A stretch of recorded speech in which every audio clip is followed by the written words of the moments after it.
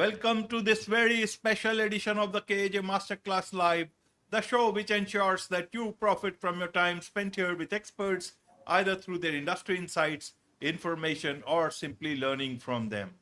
And today we have Zeke Camusio. He is a tech entrepreneur, expert in artificial intelligence, machine learning, analytics, and digital marketing. And he is the founder of Data Speaks. Welcome to the show, Zeke.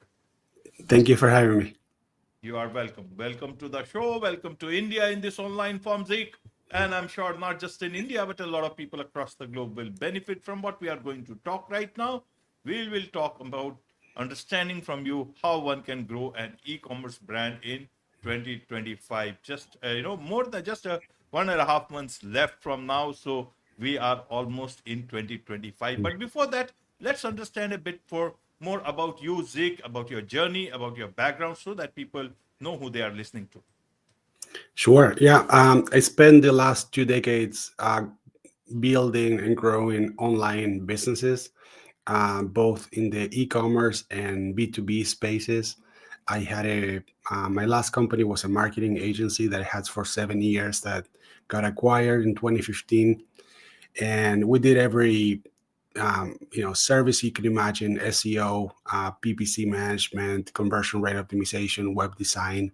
When that company got acquired, I started doing consulting, and I realized that I was spending way too much time preparing for my meetings with my clients. And for every hour that I was spending with them consulting, I was spending 4 hours preparing and getting all the data that I needed. So I decided to build a solution that would allow me to do all the prep work in less than 10 minutes, so I could make the most of my time. So that was the inception of Data Speaks. It's something that I kind of built initially for myself, and realized that a lot of other clients had the same issue. Everybody was trying to get data from Google Analytics, their e-commerce platform, their CRM, their email marketing software, all their advertising platforms, and so on. So I built a solution that not only helps you get all that data into one place, but also analyzes, what's working, what isn't, and gives you recommendations so you can take action.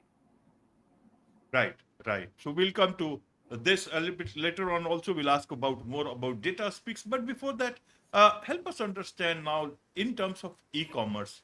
E-commerce is the way to go. It is the way to go today. It will be the way to go tomorrow. Do you see any change in this, or am I, e-commerce will lose its importance and people are will look at much more of walking onto the store and getting things. How do you look at e-commerce in 2025? Well, I think there's always it's very different depending where you are in the world, right? But there's always going to be a need for going into a store and talking to an expert. So for example, here in the United States, we have a store called Best Buy that sells electronics. So if you know you need a computer, but you don't know what computer you need, you might feel comfortable going there and talking to a salesperson and getting some guidance. But the majority of people these days are very comfortable doing that kind of research online, reading reviews, and buying that same computer from the comfort of their own home. So I do think that there's always going to be different retailers that are going to have a presence, and they're going to stay open. But I think it's going to change more and more, and especially as the new generations come into the market as new consumers, and they're just used to doing everything from their screens. Absolutely. So, uh, if we look at 2025, that's 1.5 months from now, uh, what would be the challenges for e-commerce players, especially people who have say one store, two stores, online store, and they are selling things for themselves. The big players are already prepared for it in one way or the other, but what about the smaller guys, small businesses who are so much dependent on online sales? What would be their challenges? Let's understand from that point of view, if you can think of that space in 2025. Yeah, so I think one of the challenges is that acquiring customers is becoming more and more expensive, and this is something that's been going on for the last few years. And that's an issue because if you're selling the same products at the same prices, but you have to pay more and more to get new customers, eventually the margins are not going to be there. So marketers these days have to be very, very sophisticated in terms of being able to measure performance for every channel and campaign they run advertising on, and they need to know their numbers. In the past, say 5, maybe even 10 years ago, you could just put a campaign on Google with a few keywords, and it didn't need to be perfect. You could still do really well with that kind of stuff. And now you need to be much, much better, not only at targeting the right keywords and the right audiences, but also putting together creative that actually gets people attention and gets them to take action. So that, I think that's one of the biggest challenges, making sure that you can continue acquiring customers at a price that is reasonable for your business model. Um, Right. I think that another big challenge, especially in the United States, is there's more and more people here that have Amazon Prime, and it's free shipping, very convenient. It already has your payment information stored, your shipping information. All you need to do is just take a picture of something. It will detect what it is and have it shipped to you for free in less than 24 hours. So it's really difficult for smaller companies to compete against that. And what I see as the antidote to that, is like, if you're selling the same things that everybody else is selling, it's really difficult to differentiate in the consumer's mind. But if you do something completely unique, if you find the niche and own it and do it better than anybody else, uh, Amazon can, won't be able to compete with you because you do have something unique. So I think that it's really important to uh, given that you're going to be spending so many of your resources and time into something, you should spend some time thinking about how you can make what you do unique. Right. So uniqueness is the key in 2025. So how do one do? You talked about cost of acquiring new customers. Now, once one is a small business, what does it mean? Means you acquire new customers. What about the old customers? People now generally rely on upselling to them. What about just keep on, being their preferred, being their preferred buyer? How does that work? Is it not easy for them, for businesses to keep themselves in the good books of their of those customers, by Yeah. their customer service? Will that will work in the future, or will it be that you have to, in terms of, you talked about Amazon Prime and all those services will attract, or only uniqueness of the product will acquire? I want to understand, because small businesses generally tend to have unique products, but in the long run there will be many competitors, and even the bigger brands, bigger e-commerce brands will have many brands or like that in their what you call whole store itself, and that uniqueness will be gone in some time. Help us understand that landscape in the new year. Yeah. So um, two things, right? So in terms of new customers versus keeping your existing customers, you should always try to keep your existing customers. That's always going to be the easiest way for you to get business. And you need to provide a great experience to each customer so they want to come back. You want to make it easy for them to refer other people to your business. So that goes really without saying, that should always be the priority. You have a few channels to do that. You have social media, you have email, you have SMS, text messages. So there's a lot of ways that you can reach out to your existing customers and announce new products, new promotions. Just stay top of mind, for sure. That should always be the case. But it's also important to know that even if you do a fantastic job at that, some people are not going to return, and if all you have is your existing loyal customer base and you're not acquiring new customers, your business is going to shrink more and more every year. So both of those are important. Bring back your customers and get new customers as well. And yeah, and then in terms of you know being unique, what I mean by that is that the more you specialize, the greater your chances of standing out. So if you I'll give you an example. If you sell, it's much more difficult to want to dominate the clothing space with an entire line of products than it is to maybe you specialize in socks, right? Like you have the most comfortable socks that you can find in the market, and they have funny cartoon drawings. They're unique. People remember them. And then yeah, sure, like once you're successful at selling those socks, you can start doing gloves or t-shirts. You can expand over time. But if you're going into the market, it's much easier to especially if you have limited resources, it's much easier to succeed by taking a small fraction of the market and owning it, dominating it, than trying to do all things to all people. So I think that yeah, the old adage that less is more is very important and very relevant in this conversation. Right, right, Zeke. And now let's come to the artificial intelligence Mhm. AI part. How do you see its role in 2025?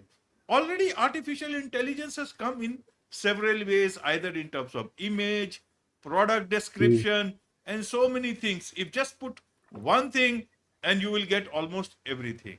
But then, so where is the human part? How do you differentiate between one player and another? Many a time you see the same picture because the vendors are also the same image being used by hundreds of vendors, especially, in several items you see, especially fashion brands and clothing and all. So help us understand that part of that landscape. Yeah. So, given that a lot of your audience is from India and other parts of the world, I do think that this is a technology that will level the playing field for everyone. You can write a simple prompt that says, I'm not a native English speaker. I want to say this. Write it for me, and you could do it, right? So, same with images, and you can localize things. You could do a video in your local language, and AI will dub it so it seems like you're speaking Italian, French, right? So it makes it very easy for someone, no matter where they are in the world, to create any type of content. And same with, we talk about AI as the most common application is, ChatGPT, and we have conversations. But, AI can do so much. It can generate images, it can generate written content. You can create an Excel spreadsheet, given, certain conditions that you provide. It can write code and scrape information from the web, and because it's globally available, I think it makes it so no matter where you are, you have the same access to it as everybody else. So I think that we've only seen the tip of the iceberg when it comes to AI. This is my prediction is that it's going to be even bigger than what the internet was, when it launched 20 years ago, because it will provide everybody with their own coder, their own writer, their own graphic designer, and at pretty much a no cost. So it's a lot of power that we get as entrepreneurs, and if we know how to use that right, we can go very long with very low resources. Right. What about platforms? What platforms will you think exist? A lot of people are on platforms like Etsy. A lot of people are in several other platforms. Amazon, they are there. So, do you think this platform will still hold the key for? Because then they have to sell a lot of percentage of money to these platforms. And the whole idea was, that why not put so much of effort on your own website, on your own properties? But then also again, you are depending on the algorithm. Will you be dependent on the algorithm controlled by just a couple of players? Or is there a way one artificial intelligence can help you move beyond algorithms and create a brand for yourself in this world? Yeah. So the way I see platforms, yes, you're right. If you're selling on Amazon or Etsy, you might be paying 25%, 30% of your revenue to them. But you also get access to a huge audience that you wouldn't have otherwise. So it's the we were talking about customer acquisition cost. If you don't if you're doing it on your own, you have your own brand, then you have to do some form of marketing to drive people to that website. So I think that's the beauty of these platforms, that they allow you to be exposed to all these consumers. Now, the challenge with them is that you don't own the client, the customer. The platforms do. So if somebody buys on Amazon and they buy your product, you never know who that person is. You can't send them emails or text messages or engage with them in social media. So what I always recommend is sell on platforms and have a way for people to engage with your brand beyond that. And there are a lot of ways that you could do that. So for example, one of my clients has a 14-day weight loss challenge. So you buy their product and then you go to their website to register for the weight loss challenge, and that's how they get your contact information. There's another one that does supplements, and they have recipes. So you can do shakes, and they tell you what kind of veggies or stuff to put in it. And the only way to access that, again, you scan the QR code and you sign up. So I think it's important to be on platforms that can give you a unique opportunity, but don't forget that if you're only selling on platforms and not converting people to your own site, then you're always paying that premium and you're never owning the customer. So that's the challenge. Get them to become your customer, get them to engage with you personally, and that way the platforms are a customer acquisition channel, and you're not always over reliant on them.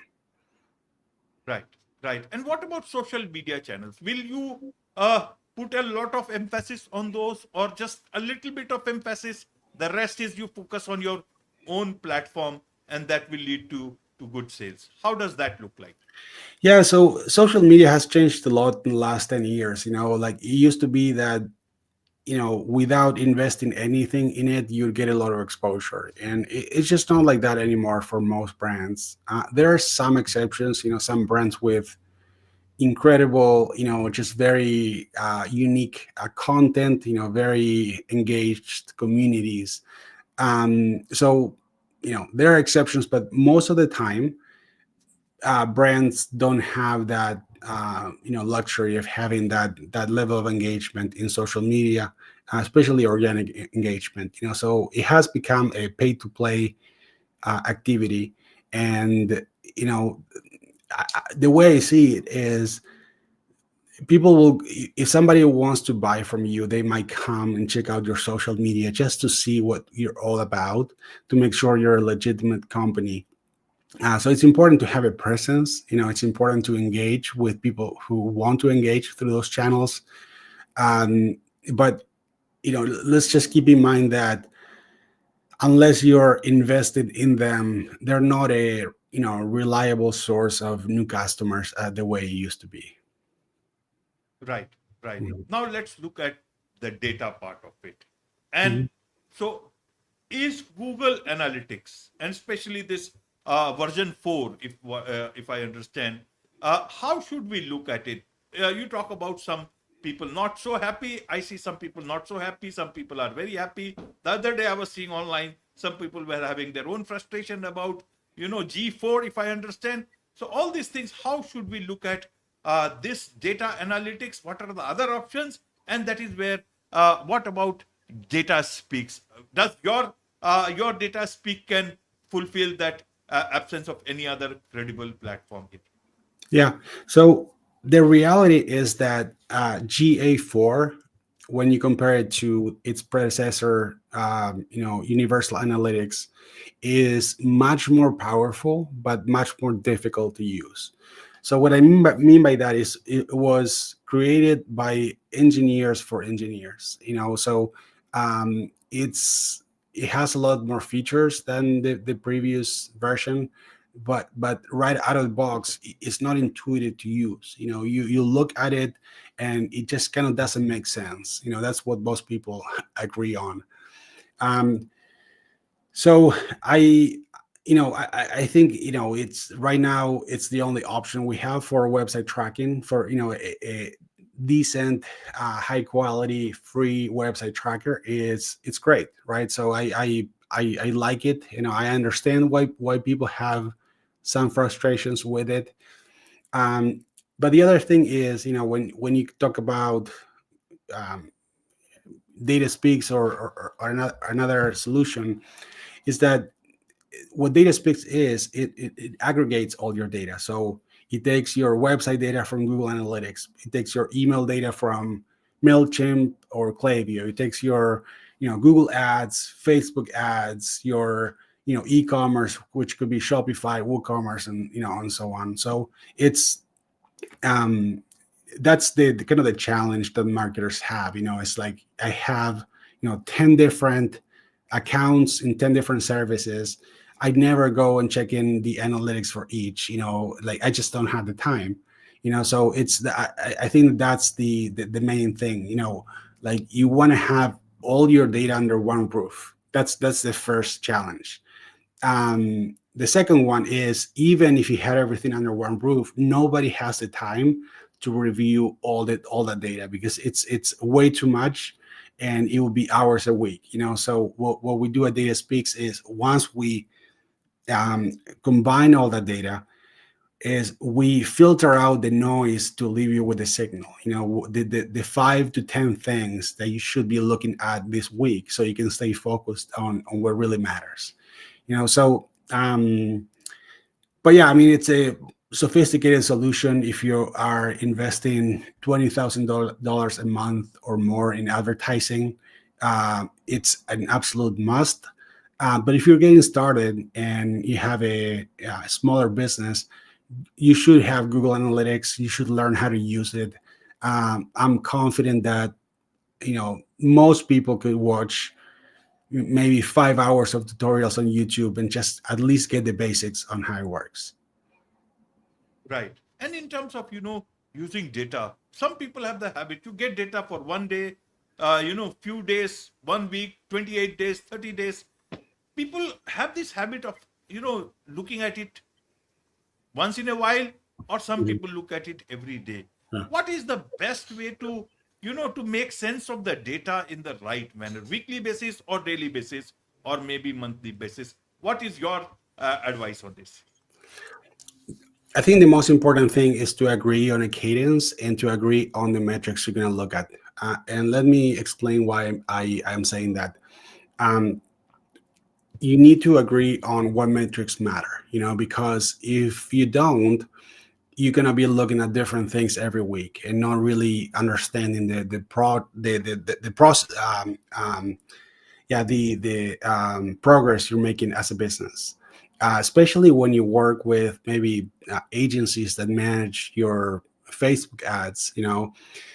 One day they're going to talk about the click rate because that's what looks good, and the next week they're going to talk about the conversion rate or something else, right? So you have to agree on what success looks like. So these are the four metrics that we're going to be looking at, and then the cadence, right? So every month and every week, we have a specific cadence that we follow at Data Speaks. There are certain things we look at once a quarter, certain things we look at every month, some and certain things that we look at weekly. Um, and the key is to create a system around that. You put it in the calendar, you meet with your team, according to that cadence, and you go through the metrics you agreed upon. You're going to review. And the key thing is to make to learn from the exercise. So if not, things don't always get better. So when they get better, you have to like understand why. But when they get worse, also understand why and what to do about it. So that's kind of the exercise. To go to it with the learning mentality, and try to figure out what's going on and what you need to do in response to that. Because at the end of the day, it's not really about the data, but it's about what you do with it.